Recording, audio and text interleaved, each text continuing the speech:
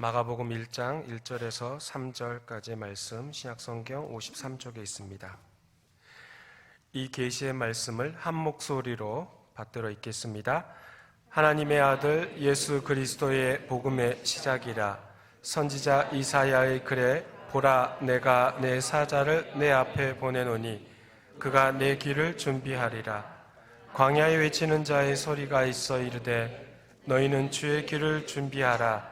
그의 오실 길을 곧게 하라. 기록된 것과 같이. 아멘. 하나님의 말씀입니다. 한 주간 평안하셨습니까? 이 자리에 참석하신 우리 모든 교우님들, 우리 주님의 크신 사랑과 은총이 함께 하시기를 간절히 소망합니다. 과거에 특별한 인연이 있었던 사람을 다시 만난다는 것은 설레는 일입니다. 그 사람이 학교 동창이든 동네 친구이든 또는 스승이든 또는 군대 고참이든. 근데 군대 고참을 만난다는 것이 그렇게 설레는 일일 줄은 잘 모르겠습니다. 여하튼 여러 사람들을 과거에 인연이 있었던 사람을 만난다는 것은 참 설레는 일입니다. 몇 년 전의 일인데요. 제가 전라북도 전주에 있는 어느 교회에 담임 목사 지원을 하고 마지막 최종 면담이 있었습니다. 근데 그때 그 청빙위원회 중에 한 사람이 고등학교 은사님이셨어요. 30년 만에 고등학교에서 졸업한 이후에 30년 만에 전주에 갔고 처음으로 그분을 뵙죠. 근데 그분은 이미 제가 심무하고 있던 교회의 담임 목사님도 만나시고 김 목사가 어떻게 사역하는지도 보고 여러 많은 뒷조사를 하고 가셨더라고요. 나중에 이야기 이제 들려주셨는데요. 그분께서 저를 만났을 때는 그분은 태연하게 이렇게 보고 계셨는데 저는 깜짝 놀랐죠. 깜짝 놀라고 어안이 벙벙했죠. 아, 이렇게도 만날 수가 있구나.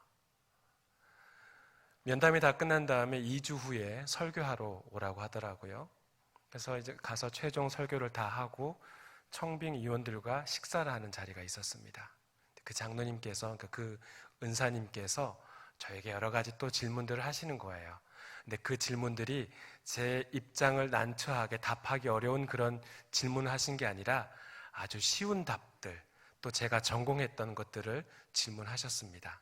그러니까 곰곰이 생각해 보니 그 은사님께서 여러 많은 청빙 위원들에게 내 제자, 괜찮은 목사다. 우리 교회에 좀 담임 목사로 모시면 참 좋겠다라는 그러한 마음으로 청빙위원들에게 어필하셨던 것 같습니다.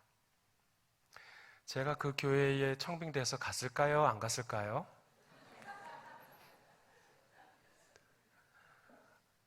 못 갔으니까 여기 왔죠.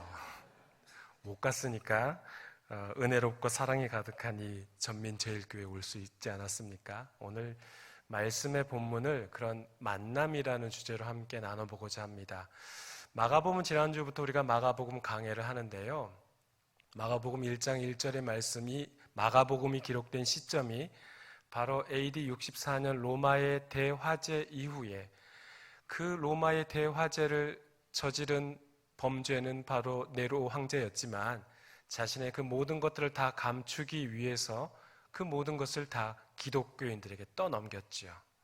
그러다 보니 기독교인들이 하나 둘 잡히는 거예요.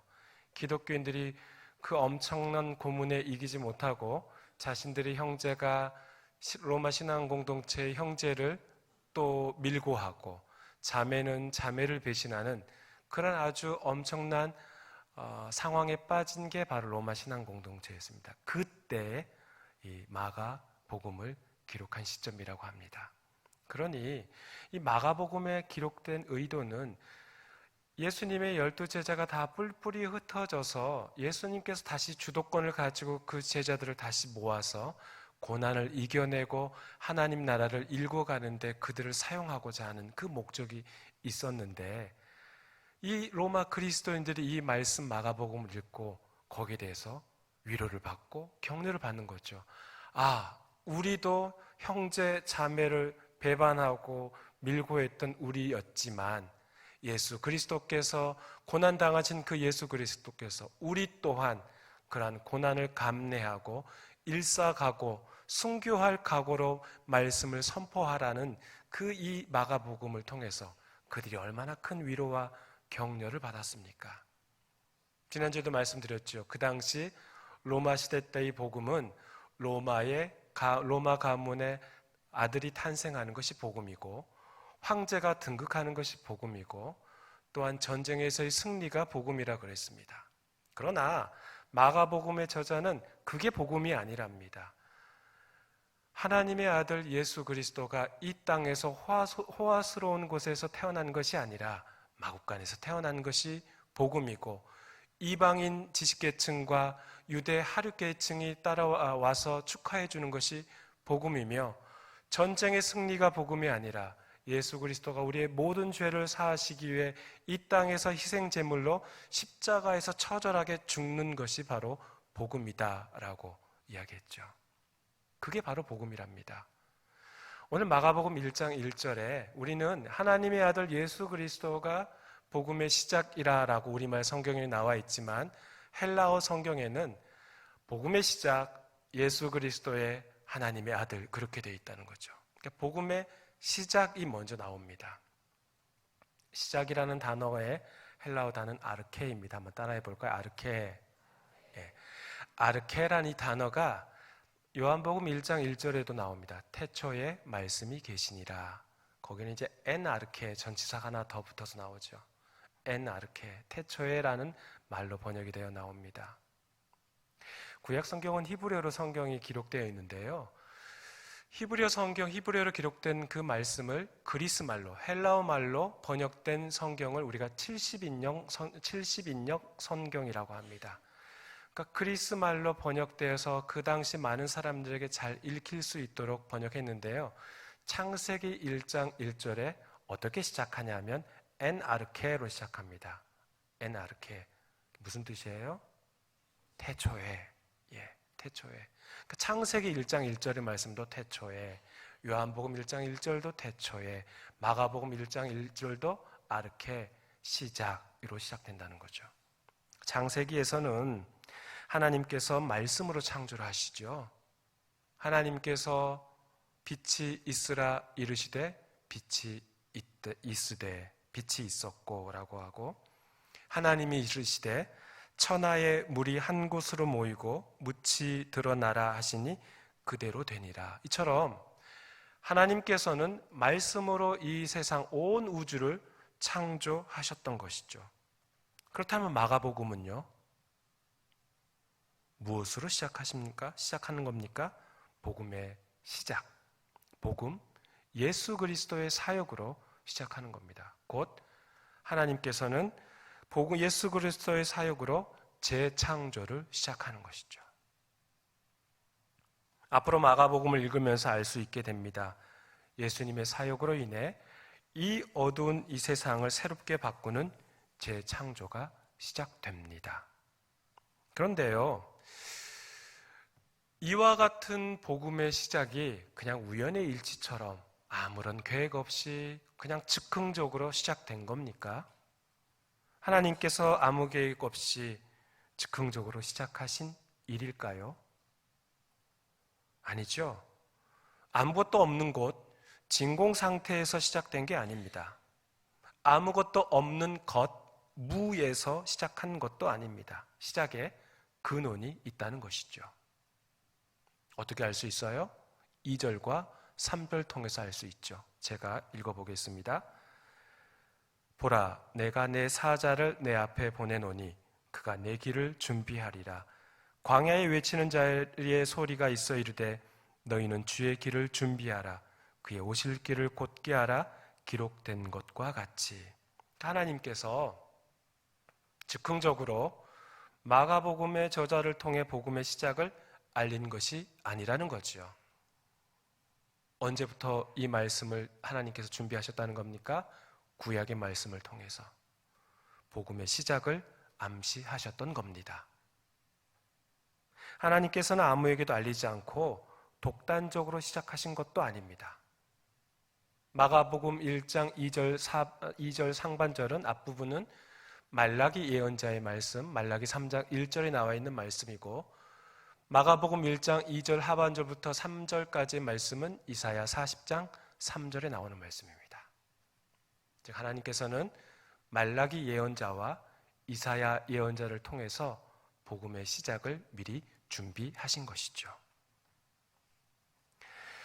말라기 우리가 수요 강해 때 지금 말라기 말씀을 같이 나누고 있는데요. 말라기가 기록된 시점은 바벨론 포로로 살아가던 그들이 1세대가 지나고 2세대가 지나고 한 세대를 대략 30년으로 보면 60년이 지났는데도 하나님께서 다시 이스라엘 예루살렘으로 이 조상들의 땅으로 돌려보내시겠다는 그 말씀이 성취가 되지 않는 거예요. 약속이 파기된 것처럼 느껴지는 거예요. 그러다 보니 그 땅에 사는 사람들은 과연 하나님이 살아계시는 건 맞는지, 하나님께서 약속하신 것은 정말 이루어지는 것은 맞는지, 그런 상황에 있다가 70년이 되어서야 비로소 예루살렘 땅으로 돌아가게 된 것이죠. 예루살렘 땅에 도착해 보니 집이 있는 것도 아니고 성벽은 다 파괴되어 있고 아무것도 없는 거예요. 그런 상태에서 그들은 불안에 떨고 과연 내가 이 땅에서 하나님의 말씀대로 살아갈 수 있을까라는 마음이 드는 것이고, 어떻게 어렵사리 하나님의 성전, 제2차 성전은 짓기는 했는데 그들의 삶은 피폐해진 겁니다. 그때의 시점이 바로 말라기가 기록된 시점입니다. 마가복음 1장 2절 하반절부터 3절까지 나와 있는 말씀은 이사야 40장 3절에 나와 있다고 그랬죠. 그러니까 이사야 40장부터 55장의 말씀에 그 기록된 시점은 바벨론 포로로 살아가던 시점입니다. 말씀드린 것처럼 포로로 살아가면서 우리는 더 이상 다시 고향 땅, 조상의 땅으로 돌아갈 수 없을 것 같아 체념하고 살아갔어요. 희망이 없는 것 같아요. 무엇 하나 제대로 살아갈 수 있는, 내세울 만한 것이 자신들의 가정에, 삶에, 사회에 내세울 만한 것이 하나도 없는 거예요. 제가 그럼 여러분께 여쭤볼게요. 말라기 시대나 이사야 40장에서 55장의 시대나 평화와 번영을 꿈꿀 수 있는 그런 시대입니까? 예, 아니죠. 희망찬 미래, 장밋빛 미래를 그려볼 수 있는 그런 시대입니까? 아닙니다. 아무것도 없어요. 희망이라고는 찾아볼 수 없는 시대입니다. 무엇 하나 제대로 돌아가는 것이 없는 답답한 시대입니다. 무엇 하나 의지할 것 없는 시대에 하나님께서 예언자를 부르셔서 낙담과 좌절 속에 살아가는 그 백성들에게, 이스라엘 백성들에게 희망의 끈을 놓지 말라고 그들에게 격려하시고 위로하시는 말씀이 이사야 40장에서 55장의 말씀이고 말라기의 말씀입니다. 사랑하는 교우 여러분, 우리 삶은 어떻습니까? 아주 유명한 정치인 중에 이 표현으로 유명한 사람이 되긴 했지만은 그런 말 있었죠. 살림살이가 좀 나아지셨습니까? 어떠셔요? 살림살이가 좀 나아지셨습니까? 전혀 아니지 않습니까? 정치는 온통 총선에 몰두하다 보니 민생을 전혀 챙기지 못하는 그런 상황입니다. 경제는 어떻습니까? 환율은 점점 올라가고 북한에서는 대한민국을 공식적으로 제1적대 국가로 명시하여 황해도 쪽에서 군사훈련을 멈추지 않고 있습니다. 미사일은 매번 요즘 쏘고 있어서 그런가 보다 할 정도로 미사일로 계속 위협하고 있는 상황입니다. 우리도 맞불 놓는 형식으로 강대강을 펼치고 있는 상태입니다. 여기를 봐도 저기를 봐도 불안하기 짝이 없고 희망이라고는 보이지 않습니다. 국민들은 힘들어하는데 정치인들과 언론 매체는 괜찮다, 조금 더 나아질 것이다, 아무런 근거와 자료도 없이 괜찮아질 것이다 라는 장밋빛 희망만을 외치고 있는 그런 희망 고문을 우리에게 주고 있는 상황입니다. 지금 우리 시대나 바벨론 포로로 살던 시기나 별반 다를 바 없습니다. 바벨론 포로에서 돌아온 그 예루살렘으로 돌아와도 다 쓰러진 성벽 때문에 보안과 안전도 그 어느 곳에서도 장담할 수 없는 그러한 상태입니다. 2500년 전이나 2024년을 살아가고 있는 지금이나 비슷합니다. 각자 도생을 해야 하는 상황입니다. 그런데도 희망이 보이지 않을수록 우리가 의지해야 할 분은 오직 하나님 한 분뿐입니다. 특히 하나님께서 구약의 말씀을 통해 메시아가 이 땅에 오실 것임을 미리 예언해 주십니다. 하나님께서 마음 내키는 대로 복음의 시작을 아무 계획 없이 즉흥적으로 진행하신 것이 아니라 이미 그 이전부터 철저하게 꼼꼼히 진행하고 계셨던 것이죠. 우리도 연초가 되면 여러 가지 많은 계획들을 세우지 않습니까? 다이어트를 한다, 또는 성경 1독이 아니라 성경 10독을 해보겠다, 내가 올해는 매일 기도 2시간 이상은 해야겠다, 또는 새벽 기도에 100일은 내가 적어도 100일은 꼭 참석하겠다 등등 여러 가지 많은 계획들을 세우지 않습니까? 저도 계획을 세웠습니다. 담임 목사로 부르시기 이전에 저는 매일 거의 10,000보 이상 걸었습니다. 그런데 여기 와서 설교하고 또 돌아서면 또 설교 준비하고 또 준비하면 또 설교하고 매일매일의 삶이 설교다 보니 사무실에 갇혀 삽니다. 그러다 보니 언젠가 한 번은 제가 그 스마트폰에 있는 그 만보기 앱을 한번 본 적이 있습니다. 800보 걸었더라고요. 800보. 800보가 그게 걷는 거예요. 화장실만 왔다 갔다 해도 800보가 넘을 텐데요. 그래서 이래서는 안 되겠다. 10,000보는 못 걷더라도 8,000보는 걸어야 되겠다. 그런 생각을 하고는 있습니다만 쉽지는 않은 것 같습니다. 우린 여러 가지 많은 계획들을 준비하고 또 연말이 되면 내가 이런 계획들을 세웠는데 내가 이걸 못 지켰구나. 내년에는 좀 다시 한번 달라져야겠구나. 뭐 이런 생각들을 하지 않습니까? 근데 우리 하나님께서는 500년을 미리 앞을 보시고 예언자를 통해 예언하십니다. 무엇이라 예언하십니까? 예수께서 오시기 전에 미리 심부름꾼을 먼저 보내시겠다고 합니다. 그는 광야에서 외치는 자의 소리입니다. 예수께서 오실 길을 곧게 하라고 합니다. 척박한 땅 광야를 고대인들은 이렇게 생각합니다. 다듬어지지 않는 땅, 혼돈스러운 땅, 무질서의 땅이라고 그러한 기억의 이미지로 생각하는 그런 고대인들은 하나님께서는 그들에게 오히려 예언자를 통해서 길이 없는 광야에서 길을 준비하라고 말씀하십니다. 길이 아닌 곳도 길을 닦은 뒤 그 길 위에서 복음이 선포되는 것이죠. 새 창조를 허락하신 것입니다. 사랑하는 교회 여러분, 복음의 시작은 길이 없는 광야에서 시작됩니다.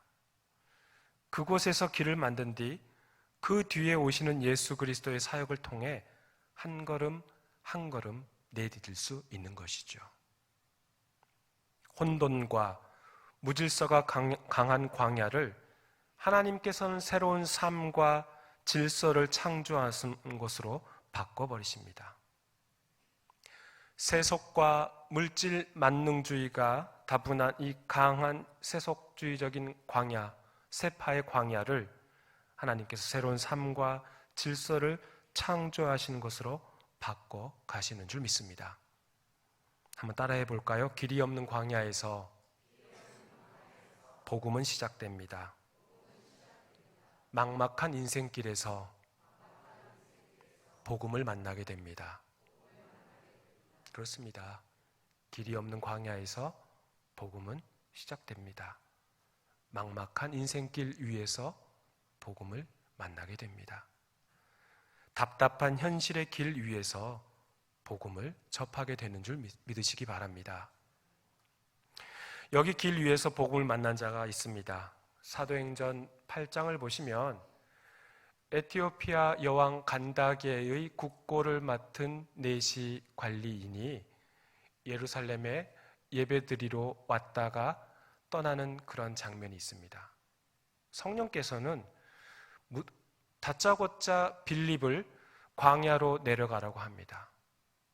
그곳에서 그 넷이 간다게 여왕의 관리인 넷이를 만나게 되죠. 생각해 보십시오. 에티오피아에서 온 관리인입니다. 에티오피아. 그러면 그 관리인의 얼굴 색깔은 어떨까요? 제가 여러분들 에티오피아 가보셨다고 질문하는 거 아니잖아요. 에티오피아 아프리카에 있잖아요. 그러면 그 관리인의 얼굴 피부 색깔은 어떨까요? 검은 색깔이겠죠. 흑인입니다. 빌립은 유대인을 만난 것도 아니고 그렇다고 사마리아인을 만난 것도 아니고 이방인을 만났는데 흑인을 만났습니다. 그리고 방금 말씀드렸죠. 간다게 여왕의 국고를 맡은 관리직이 넷이랍니다. 신체적인 결함이 있는 사람입니까? 아닌 사람입니까? 결함이 있는 사람입니다. 그런데 이 신체적인 결함이 있는 자, 흑인 이방인이 예루살렘 성전에 예배를 드리러 올라갔답니다. 그러면 신체적인 결함이 있는 고자는 결코 하나님의 성전에 들어갈 수 없는 자입니다. 성전의 규모가 있다고 하면 그 규모 안에 그가 갈 수 있는 제한된 영역은 바로 성전 뜰, 이방인의 뜰까지만 갈 수 있습니다. 그 안으로는 들어갈 수가 없습니다. 그런데도 하나님의 말씀을 사모하여서 에티오피아에서 예루살렘까지 마차를 타고 하나님께 예배드리기 위해서 그가 성전 뜰까지만이라도 들어가기 위해서 그가 왔다는 것이죠. 아마 거기서 많은 사람들을 이방인들도 만났겠죠. 만나서 자신이 사모하는 이 성경 말씀을 사모해서 그 말씀을 좀 물어보고 싶었을 거예요. 근데 어느 누구도 대답해 주지 않았나 봐요. 비록 성전 안까지 들어가지 못했지만 성전 뜰에서, 이방인의 뜰에서 예배를 드리고 다시 가사 지역으로 내려서 에티오피아로 갑니다. 그때 빌립을 만나게 된 것이죠. 마차에서 성경 말씀을 읽고 있는 거예요. 빌립이 가만히 보니 그가 지금 읽고 있는 것이 이사야 말씀이에요. 빌립이 가서 물어보죠. 당신 지금 읽고 있는 거 이해하오? 모르겠어요. 내가 성전에서 좀 만나는 사람 있으면 좀 물어보고 싶었는데 도통 알 수 있는 방법이 없습니다. 당신 좀 아십니까? 그러자 뭐라고 말합니까? 사도행전 8장 35절에 나오죠. 빌립이 입을 열어 이 글에서 시작하여 예수를 가르쳐 복음을 전파하니. 그렇습니다. 말씀의 이해가 부족했던 그 내시에게 성령께서 빌립을 광야로 보내게 하셔서 만난 것이죠. 그 내시는 아무리 성전 안을 들어가서 예배드리고 싶어도 그런 신체적인 결핍과 이방인이라는 이유로 성전 뜰까지만 가서 그곳에서 말씀을 예배를 드리고 오다가 성령께서 그 내시에게 긍휼을 베푸셔서 그 광야에서 빌립을 만나게 한 거죠. 그 내시는 길 위에서 복음을 만난 거죠. 사랑하는 교회 여러분, 성령께서 여러분의 마음의 답답함을 아시고 인생의 길에서 복음을 만나게 해 주실 줄 믿습니다. 성령께서 여러분에게 긍휼을 베푸셔서 길 위에서 만난 그 경험, 복음을 경험케 하여 주실 줄 믿습니다. 그렇습니다. 우리 성령 하나님께서는 그저 믿어라, 무턱대고 믿으면 그냥 다 돼. 그렇게 아주 무질서하신 분이 아니십니다. 우리 성령님은 그렇다고 관념적인 분도 아닙니다. 직접 다가가는 복음, 직접 찾아가는 복음을 우리에게 인도해 주시는 분임을 믿으시기 바랍니다. 에티오피아 내시아와 달리 다른 유형으로 길 위에서 복음을 만난 자를 소개합니다. 한 사람의 이름은 글로바라고 나와 있고 다른 사람의 이름은 나와 있지 않습니다. 그 두 사람은 예루살렘에서 엠마오로 내려가고 있는 상황입니다. 그들은 엄청난 트라우마, 엄청난 경험을 겪었습니다. 예루살렘에서요. 그들은 서로 가면서 대화를 나눕니다. 아니 어떻게 그런 일이 있을 수가 있지? 아니 어떻게 그런 끔찍한 일이 일어날 수가 있지? 이건 말이 돼? 서로 이런저런 이야기를 하고 가는 것이죠. 그들이 받고 그들이 대화는 온통 인생에서 결코 경험하지 못했던 사건이었습니다. 그 길에서 예수님께서 그들과 동행하시죠. 예수님은 두 제자들에게 무슨 대화를 하냐고 물어봅니다. 그러자 제자들은 너무 어이없는 그러한 표정으로 예수님에게 말하죠. 당신도 예루살렘에서 지금 내려오는 거 아닙니까? 그러면 당신도 예루살렘에서 있었던 그 끔찍한 사건, 십자가의 사건, 십자가를 에서 처절하게 죽은 그 사건을 보지 않았습니까? 제자들은 나사렛 예수가 십자가에서 처형됐고 죽은 지 사흘째 되던 날 여인들이 가서 그의 시체를 보지 못했다라고 말합니다. 그렇게 옆에 있는 나그네에게 전달하죠. 그러자 예수님께서는 그들에게 메시아가 고난을 받고 자신의 영광에 들어가야 할 것 아니냐라고 알려주죠. 그리고 한 마을에 들어가서 그 제자들과 함께 음식을 나누면서 떡을 떼고 축사하시면서 그들에게 떡을 나눠주십니다. 그때 그 제자들의 눈이 밝아지는 것이죠. 그리고 나서 그때 그들이 고백하죠. 아, 우리가 만난 분이 예수님이시구나. 그들은 길 위에서 복음을 만난 거죠. 제자였던 그들이 예수님의 죽음과 부활을 예수님을 통해 직접 깨닫고 복음을 만났습니다. 그렇습니다. 우리 주님은 추상적인 분이 아닙니다. 직접 대화하시고 말씀으로 깨우쳐 주시고 또한 그들을 치유하시고 그들의 손을 잡아주시고 그들과 함께 우는 자들과 함께 우셨던 분이 바로 우리가 믿는 주님이십니다.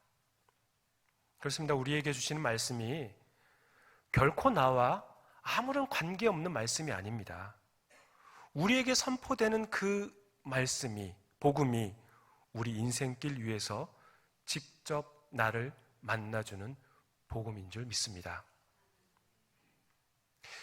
우리가 성경을 읽으면 일독 하시는 분도 있고 이독 하시는 분도 있고 여러분들 많은 분들 다양한 분들이 있을 겁니다. 성경을 읽다 보면 새벽 기도회나 또는 수요 기도회나 또는 주일 예배를 통해서 여러분이 창세기부터 쭉 요한계시록까지 읽다가 또는 목회자를 통해서 새벽 기도회나 여러 많은 공예배를 통해서 그 구절을 듣다 보면 최소한 한 번 이상은 다 들어보잖아요. 그렇죠?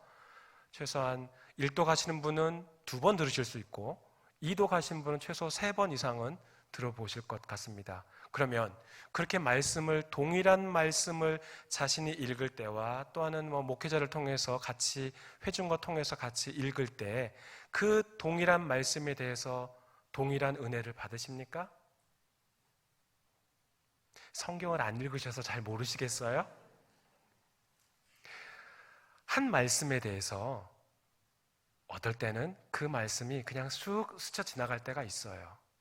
그런데 어떤 때는 그 말씀이 동일한 말씀인데 그 말씀이 내 마음을 팍 꽂고 어떻게 해야 될지 모르는 그런 상황이 벌어질 때가 있습니다. 제 경험입니다. 부끄럽지만 저는 대학교 4학년 졸업반 때 졸업 4개월 앞두고 신학대학원에 가고자 시험 준비를 했습니다. 그러니까 누구처럼 신학교 가니까 그런 이야기 하더라고요. 어떤 전도사님들은 어머니, 아버지의 소원 기도로 제가 여기 왔습니다. 그 이야기 할 때 왜 자기가 선택하지 못하고 엄마 아빠에 끌려서 와? 이런 생각도 했었고요. 또 어떤 사람들은 기도원에 가서 산기도 하다가 나무 뿌리 뽑고 성령에 불 받아가지고 소명받고 신대원에 오게 됐습니다. 이런 분도 있어요. 네. 제가 그분들을 폄하하는 건 절대 아닙니다. 폄훼하는 건 절대 아니고요. 저는 어떻게 왔냐? 말씀드린 것처럼 대학교 졸업 앞두고 이스라엘 정부 장학생도 신청하고 4개월 앞두고 신학대학원도 한번 지원해볼까 하는 마음으로 그냥 공부했습니다. 그래서 둘 중에 하나는 되겠지 하는 마음으로 준비했던 것이죠. 교만하게 짝이 없죠. 그런 자가 지금 여기 서 있습니다. 한편으로는 그래도 양심은 있었던지 신학교 그 성경 공부 뭐 이렇게 공부하면서도 뭐 성경 공부하고 성경 암송 구절 300개 막 외우면서도 아휴, 나같이 이렇게 양다리 걸치는 놈이 신학교 가면 안 되지. 그러면 교회 망해. 그러면서도 다른 한편으로는 열심히 공부해서 그래도 붙으면 얼마나 좋을까. 이제 이런 두 가지 생각이 있었어요. 근데 여러 가지 이제 말씀을 읽으면서 한 번은 새벽 기도회 때 신명기 27장 5절과 6절 말씀을 그 말씀을 그냥 읽어주시더라고요. 목사님께서. 근데 그 말씀을 읽고 저는 그 자리에서 고개 한번 새벽 기도 끝날 때까지 들지 못하고 펑펑 콧물 눈물 쏟으며 펑펑 울었습니다. 그 말씀이 어떤 말씀이냐면 또 거기서 내 하나님 여호와를 위하여 제단 곧 돌단을 쌓되 그것에 쇠 연장을 대지 말지니라. 너는 다듬지 않은 돌로 내 하나님 여호와의 제단을 쌓고 그 위에 내 하나님 여호와께 번제를 드릴 것이며. 뭐 은혜 받을 만한 구절이 있나요? 그냥 없어요. 그냥 제단 쌓는 것밖에 없어요. 저도 이 말씀 읽으면서 그냥 그때는 그 당시 성경 공부할 때는 혼자 공부할 때는 아 이렇구나 하고 외우고 말았지만 이 말씀을 목사님께서 읽어주셨을 때는 저에게 팍 비수처럼 꽂힌 이유가 뭐였냐면 나같이 흠이 많은 인간도 양다리 걸치면서 둘 중에 하나는 되겠지 하는 그런 비양심적인 인간도 하나님께서 받아주시려 하는구나. 여기저기 뭐가 나고 흠이 많으니 정으로 좀 다듬고 세월의 사포로 밀어서 좀 더 양심적인 인간이 된 다음에 신학을 해야 된다라고 생각했는데 이 모습 이대로 받아주신다는 그 말씀에 그냥 그 자리에서 고꾸라졌습니다.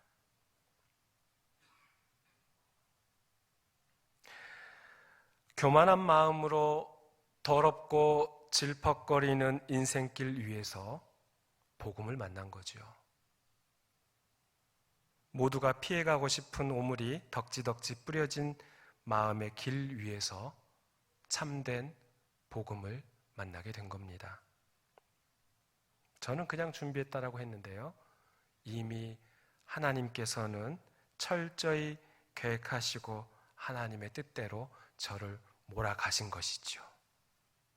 사랑하는 교회 여러분, 여러분은 길 위에서 만난 복음이 있으십니까? 인생길 위에서 만난 하나님의 아들 예수 그리스도가 여러분에게 어떻게 다가오십니까? 복음은 우리와 밀접한 관계를 가지고 있습니다. 하나님께서 복음을 받아들인 우리를 더욱 설레게 합니다. 복음을 만난 우리를 더욱 기쁨과 평강과 평안으로 이끌어 주십니다. 길 위에서 만난 복음을 통하여 저와 여러분이 더욱 찬양하며 예수 안에 참된 소망을 품고 살아가기를 주의 이름으로 축원합니다.